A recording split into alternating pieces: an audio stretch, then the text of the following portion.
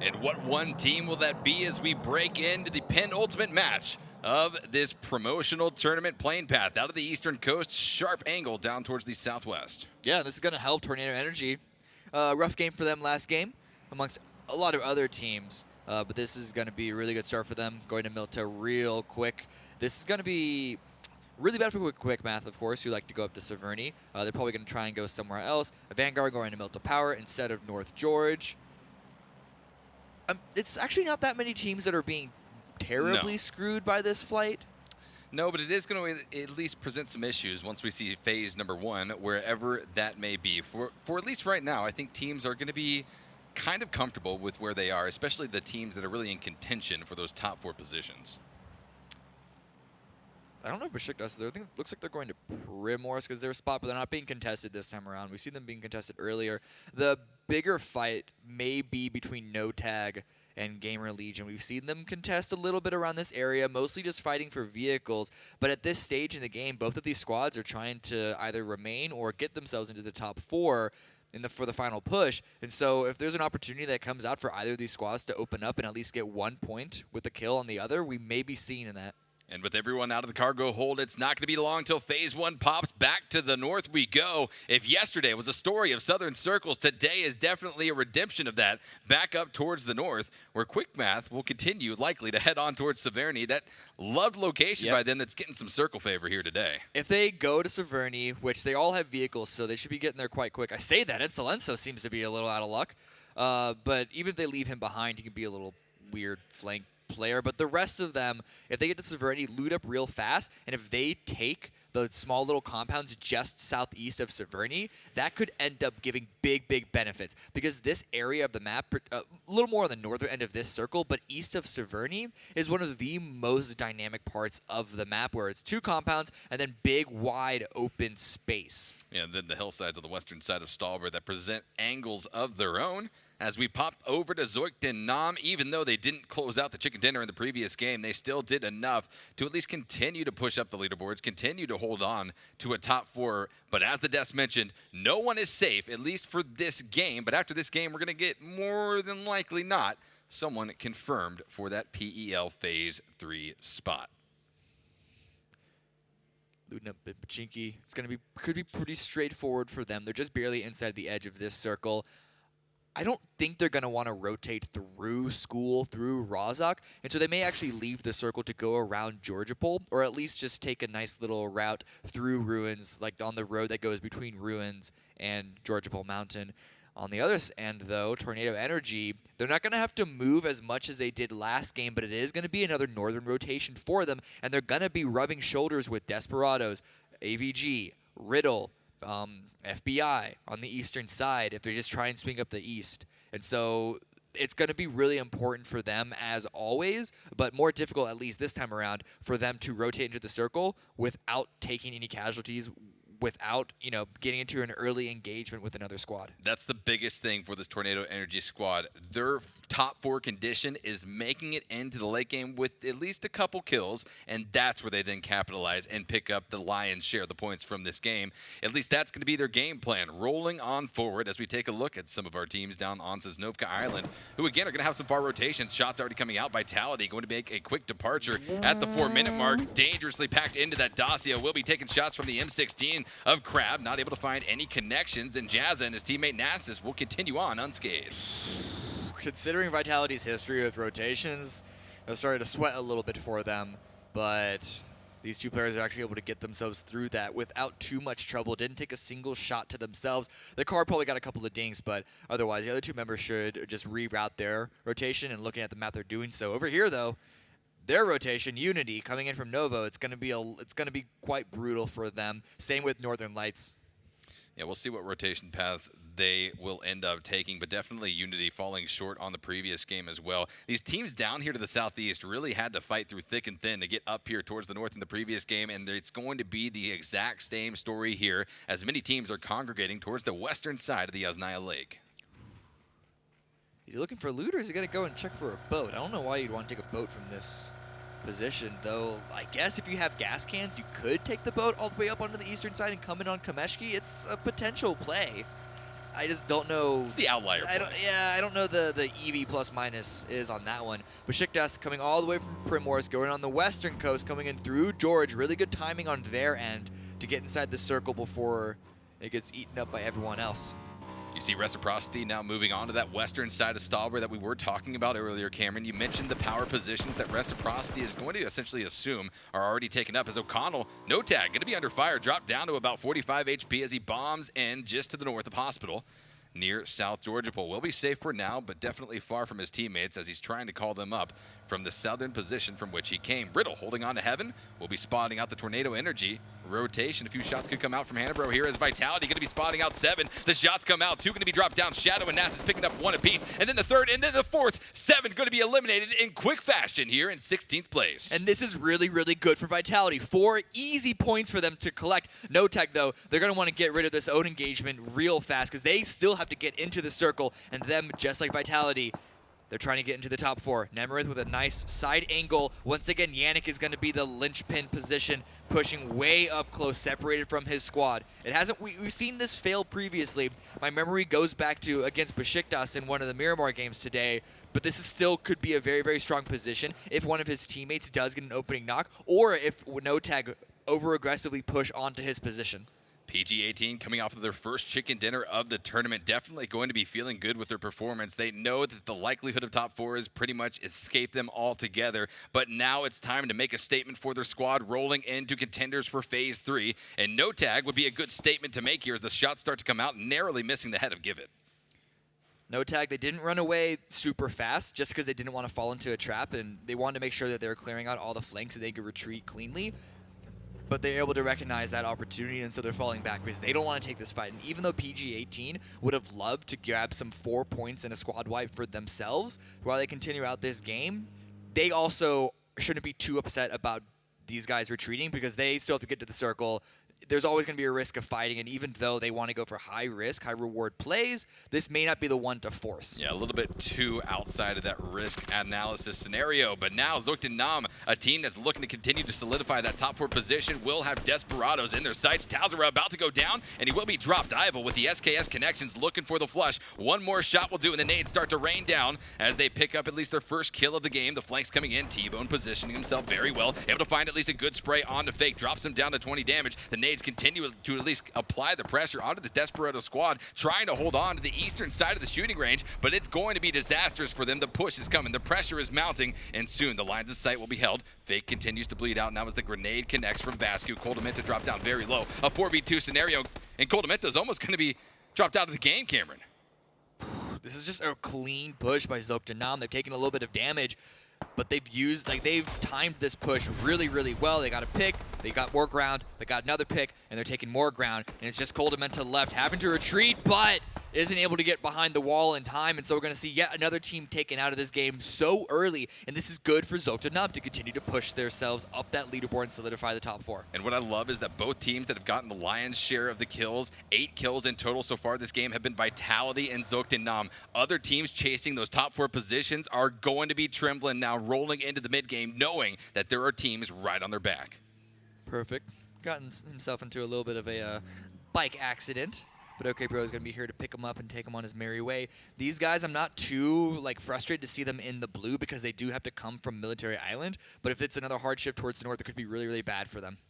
Phase 2 shift going to be coming out right now, and And it is it going to be that is. hard shift up towards the northeast, going to be favoring the location of the Ferrari Breachers as well as Tornado Energy, who both have taken casualties right before that shift came out. The shot's coming out. Alyak with a nice flank position, but he will be returned on. Dropped down to 6% damage, or HP rather, will need to reset off of this as his other teammates try to rotate around the southern bend, try to give him support. Oko going to be trying to attempt the res as well onto Edgikaz, but they don't have any other help up here. The nade comes in huge for Melman and is able to find another knock on to Oko, and both Edgikaz and his teammate are going to be bleeding out, trying to scale down the hill back to washout. It's still 2 down for Tornado Energy in return, though. 2v2 overall. A nade's going to come and attempt to flush out Compot. Return nade may be good. Bounces a little too far.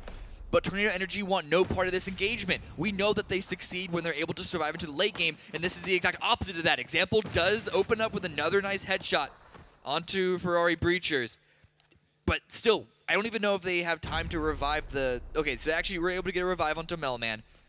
It's going to be important for them. But even if they walk away, Cameron, with 3 alive, they've already taken so much damage, so much loss of attrition here in this engagement that it kind of lends itself to not an opportune endgame unless they're able to refresh their armor, refresh their helmets, refresh their utility, because now Ferrari Breachers have been able to get 3 up as well. Washout continues to bleed out down the hillside, and Tornado Energy isn't going to have an easy disengage off of this, as O'Connell trying to at least rotate as well for the members of No Tag. Nade comes up. Not going to be able to find that damage, but they continue to try lobbing them up as far as possible. Edgicaz able to find one onto Melman. Example, another trade back out, but yeah, going to be dropped down. Tornado Energy going to be left with just 1 alive. Example, it got worse and worse and worse for this squad as they continued on with this fight, Cameron. They had Ferrari Breachers pinned under that rock, but Aliag dropping down like that, I don't know if it was accidental on purpose, but it threw that fight away from Tornado Energy, and it's just example. He's a very, very good player. We've seen him pull out some amazing things in the past on Tornado Energy as well as other teams, but he's got to pull something huge out of his hat if he wants to bring his team into the top placements this time around. After making such huge strides in the final 2 games of yesterday's matches, it's so unfortunate to see Tornado Energy on their back foot here in the penultimate game of this tournament. The members of GamerLegion going to be pushing on here as we check out one of our replays. GamerLegion pulling up to O'Connell. We saw him rotating on the coast in the bottom right-hand corner of your screen, and then ultimately going to be sprayed down and out with the Scar of Mackendark. Still rotating in themselves. They've actually found themselves a really good position in the northern part of this circle, avoiding a lot of the traffic that's coming in from the south. Not too many interactions on that talking point, just because no one can drive directly south to north in this circle because Yasnaya is in the way, the lake and river are in the way, and if you try and go around Yasnaya, you have Stalwart to deal with, and so this forces everyone to go along long, wrapping rotations. We've also lost 2 full squads pretty early on, so that's certainly going to lessen the pressure on a lot of areas. More members of that Tornado Energy squad will be flushed out of the game, now truly leaving Example as the solo player for Tornado Energy to push on. The members of Ferrari Breach, although whittled down themselves, do come out victorious on this engagement as Example rotates away, trying to save his team's chances here. Ferrari Breach, even though they could be tempted to try and flush out Example and figure out his position, they don't want to be too engaged because the next circle shift is going to come in. It's going to be towards the northwest. There's still a chunk of water here, which is great for PG-18. There is a huge chance that they're going to be dead center on the next circle with the 4th circle shift away from water. That being said, you could already see them consolidating the forces against one location because there's going to be a hotly contested area where they're at. Many teams making those rotations errors, trying to keep the members of Beşiktaş and PG-18 at bay for No Tag as they look to have a big game. They've seen the kill feed. They saw Tornado Energy taking casualties left and right, and they know that the window has opened up at least slightly for them to continue on here. Lux's vehicle will be disabled, will be blown up, but it also provides him with at least a little bit of cover from our victors of the previous round, PG-18. You can see on the map that we've got a couple of teams trying to come in on the western part of Severny. But in the meantime, Lux still by himself. The rest of his squad, Beşiktaş, down in the southwest in a nice compound to hold down. Zoekt and Naam's rotation going to be very interesting. They are playing the long con here. They're going to be wrapping far, far south and then coming up north, or possibly even over all the way to the east, Cameron. Yeah, it's really smart. They were able to recognize that Northern Lights were holding down that west edge of the circle. And so instead of trying to push directly into them, they're actually taking a wide, sweeping rotation, maybe going as far to go through Yasnaya, expecting no lean compound to be held. Unity, though, them and both Northern Lights are actually surprisingly able to find themselves 4 up in, I guess, the beginning of the late game. An arduous task coming in from Military Island, but you can tell that neither of the teams have a super solid position. Unity having to run on foot to check this area, and they got AVANGAR coming up behind them. They heard the vehicle, so you can see Tizzering getting ready for the fight, trying to get up close and personal. Looking over towards the compound, could be baited out by a Nuctive, and this could give the other 3 members of AVANGAR the opportunity to swoop down and capitalize on top of Unity, but no, they will be spotted out. Tizzering going to be entering out with a spray coming out of the M416. A few shots trying to find their connections, none landing the mark as the grenade pressure starts to mount. A Nuctive, he's on the off angle now. I don't know if they were aware of Unity's position, but they were able to find themselves with a good chance of winning this fight. Asverin opening up with the first knock on Recurrent, certainly going to swing it even heavier into their favor. It's going to be blast on spotted off in the distance as well. Many of the members of this Unity squad will be known as far as their location goes, but Toke going to be flushed out of the game, knocked down by Orange Snow as trades continue back and forth between AVANGAR and Unity. Over on the eastern side of the circle, and the blue zone's working its way in, Cameron. They're both going to be losing position as they continue to rage on in this engagement. Chizerin down to 26, has to heal. They got more AVANGAR members pushing in from his flank, and he gets caught right before the heal clicks in. Blaststone's the only one remaining standing for Unity. And he has no vehicle out in the open. In a position to possibly take a lean and spot out the members of AVANGAR. Blaststone going to be able to do just that. M416 headshot on the Asverin. Will be able to find the flush. Kill point secured, but 3 of his teammates are bleeding down and out. And the third party comes in from outside of the blue zone, inside of the safe zone. GamerLegion finds the kill. Out goes Unity in 14th place. Looking really, really rough for them.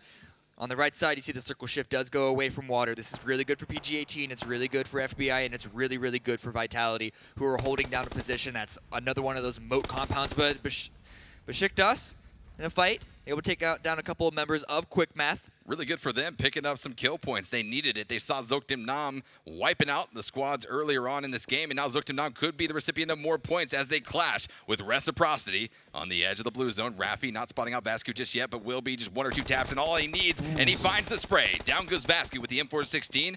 Rafi, as Hex said, they're going to be finding the flush. Reciprocity now rotating around the western side of the Stauber Hill, trying to reset that positioning. They know that the other members of Zoekt and Naam are here, and they don't want to be giving points over to him. Yeah, Rafi, after he got that knock, he smartly doesn't overcommit, immediately falls back, because they still have to worry not just about Zoekt and Naam, but also about getting into the circle. T-Bone going to be spotted out between combo damage of Reciprocity's guns in the blue zone. Will be bleeding out in that blue zone and won't be able to be saved here by Page. This could be disastrous from Zoekt and Naam, a team that is not comfortably in the top 4. Hell, no one really is as T-Bone goes down and out. 13 teams alive, though, as Zoekt and Naam only has 1 member remaining. With 4 kills in their pocket, it is at least going to be a good pickup from the early stages of this game. But Reciprocity is not a squad you want to be giving points to. The problem is that this part of the circle, controllable land, is at a premium right now. And so all these teams in the middle of fights, they kind of want to go super aggressive on these fights in order to get those points now. Northern Lights, no tag trying to bomb in, but you can see Givit. Like, where is Givit trying to go? He has a small plateau, but he's got a car to hide behind and a little bit of a tree. That's not a strong spot. Yeah, as they say, you're going nowhere. Givit almost knocked down, about 10% HP to live with, but he continues to be spotted out by several different angles. Again, remember, Northern Lights working off of that western position, going to be spotted out by Nalep with the SLR. Good damage to be applied there, as Northern Lights going to be losing OK Bro. Jupazik still needs to find a way to get to Givit, but I don't know. It's looking rough for a lot of these teams who aren't already in compounds. Nalep just trying to spot everyone out. You can see just the amount of information that you can gather, the lack of hiding spots away from him, and PG-18 are still safely involved in their gas station compound. It's not in the center, but it's still better than most squads have. Ooh, perfect. Trying to get some loot. Going to be a bait crate on the ground for him as he takes damage by both Givit as well as the members of Beşiktaş just down to the southeast up the hillside from his current position. Onto the bike he goes, trying to rotate. Zoekt and Naam is going to be spotted out, and Rafi of Reciprocity is able to close out Zoekt and Naam's hopes and dreams in this second to last game. Northern Lights go out as well right thereafter. Beşiktaş Tamil able to pick up the kill with the SLR. GamerLegion pushing into Maxazor. Already 3 kills for AVANGAR, but the fight against Unity wasn't as clean as they wanted to.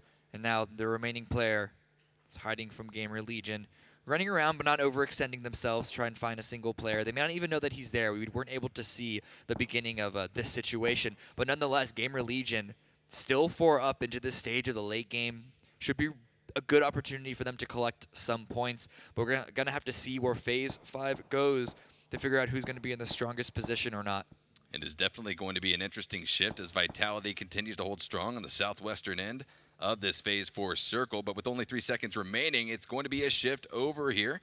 Pretty much a little bit favored towards the north, just kind of a nudge up there in that direction. No real hardships going to come out, but a little bit of difficulty going to be spelled here for the likes of Reciprocity as they combat with Riddle Esports coming off of that same southeastern flank. Reciprocity, they've been successful at fight and run engagements previously, so this could actually be a good opportunity for them to collect points even if they won't end up in a position to win the entire game.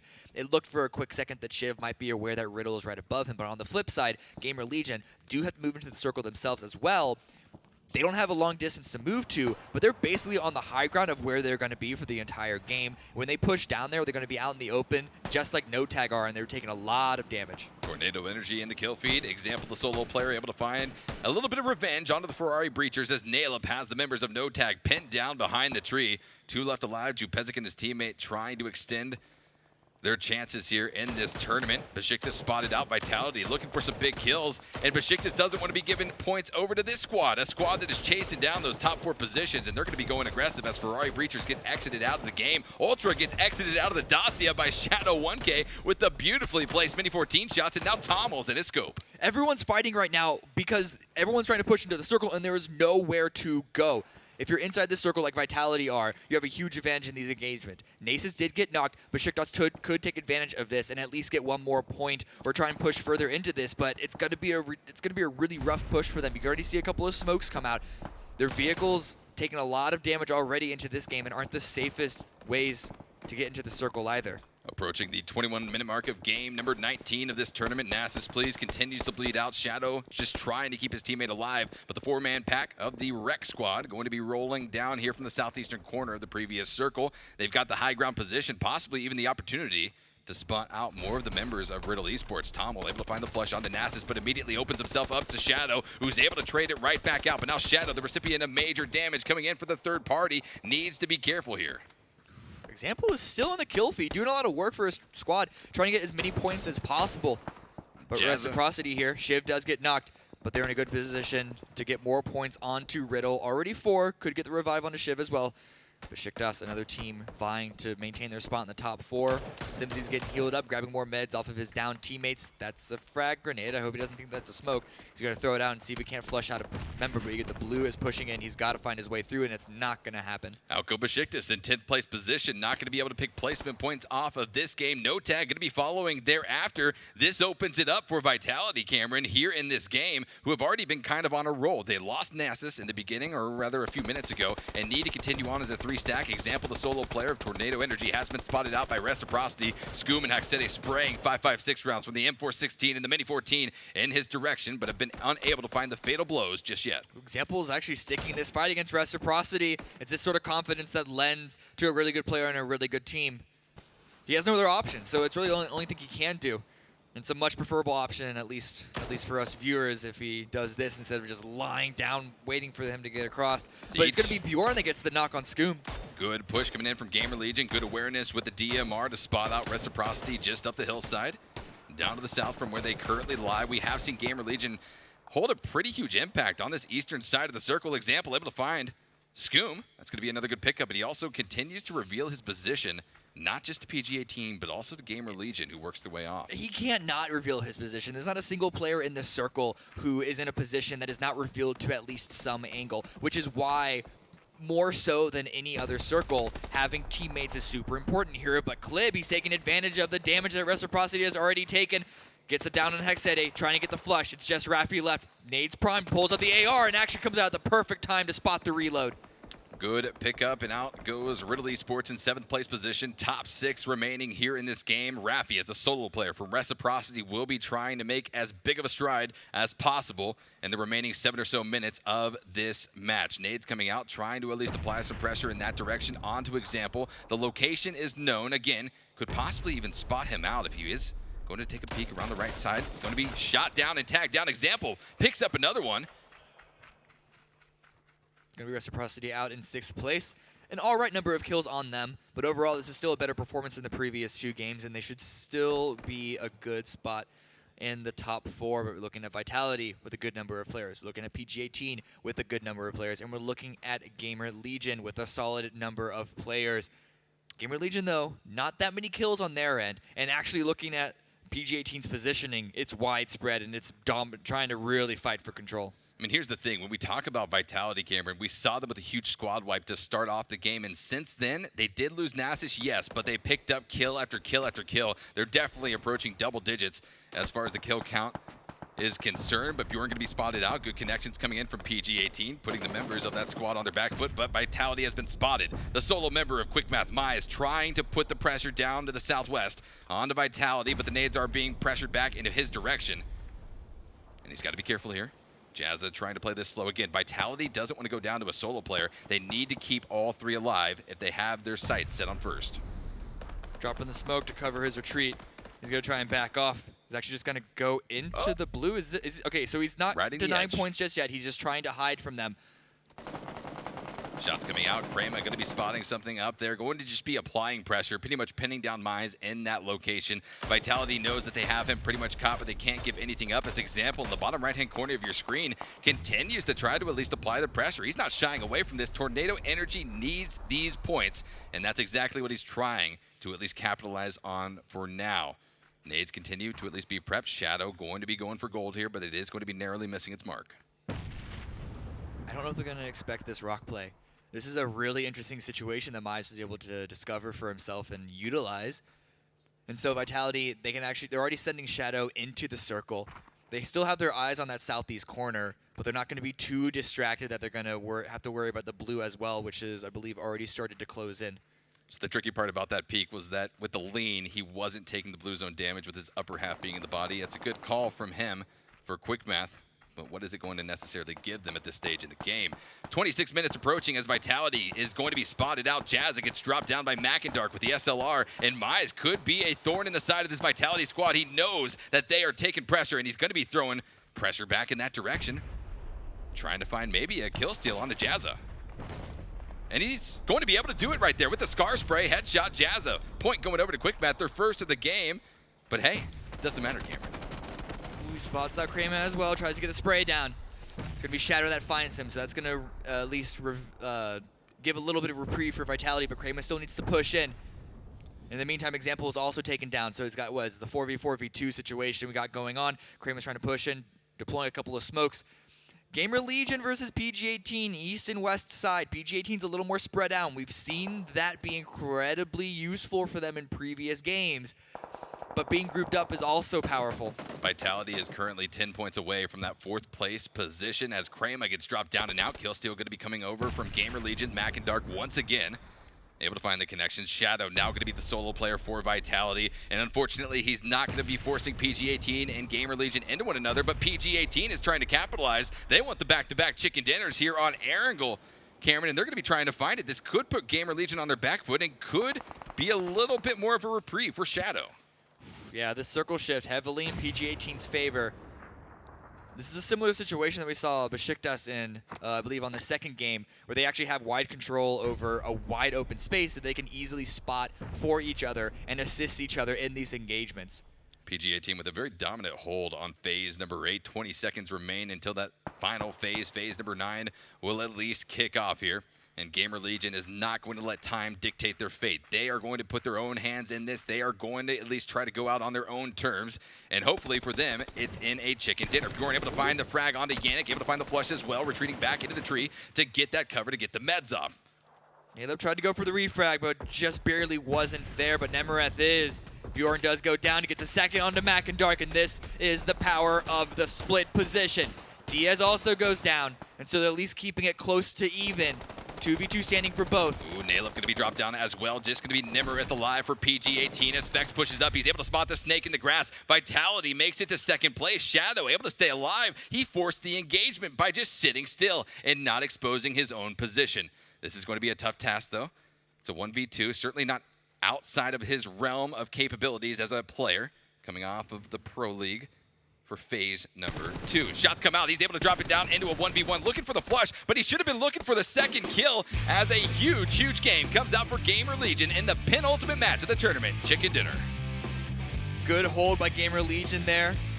Vitality, the last member, just wasn't aware of the player on his right, and how can you be in that situation? In a 1v2, when you've been lying prone, you can try and gather information through audio cues, but you can't knock him too much for missing that. He's able to get the first down. He got it really close. But still, second place with 9 points. This is really good Vitality. But also for GamerLegion, who, though they're in the top 4, were also a little quiet. Not necessarily as disappointing or like unexpectedly mediocre day for them compared to Beşiktaş and Reciprocity, but nonetheless, this is still a good game for GamerLegion to solidify themselves in the top 4, and Vitality may have just put themselves in the top 4. Yeah, they're definitely getting close. I want to talk about Vitality. Hopefully the desk can expand on it, though, because going for 1 point, the flush that Shadow went for versus the extra 4 points they would have gotten from a first place in a known 1v1 extra 5 scenario. points because of the other kill. I mean, yeah, exactly right. It's tough. And in those split-second scenarios, making that decision can be so critical, and it was unfortunate to see. So again, Desk, looking at you to analyze that, but Cameron, impactful game for several teams. Tornado Energy severely put on their back foot by Ferrari Breach. Yeah, and it's just the south to north rotations that seem to be really messing with Tornado Energy. It seems to be like their biggest weakness on Erangel. They had an amazing performance when we were seeing a lot of southern circles on that map, but this time around, it's just, I don't know, it's not the same. Also, bit of a sloppy execute. I'm going to remind everyone. Yeah. Like, the player dropping off the side of the cliff, even though they had them pinned down under them. It's such a tough area to fight around, so you can understand how that happens. But again, not something you want to see coming out from a squad that's so close and made such big strides, especially yesterday. They've had big games before. We haven't seen the numbers yet. I'm really bad at math. Like that's an awful thing. That I just live math. But I still think there's absolutely an opportunity. But before we get to that, let's go to our second to last interview of the event. Dave.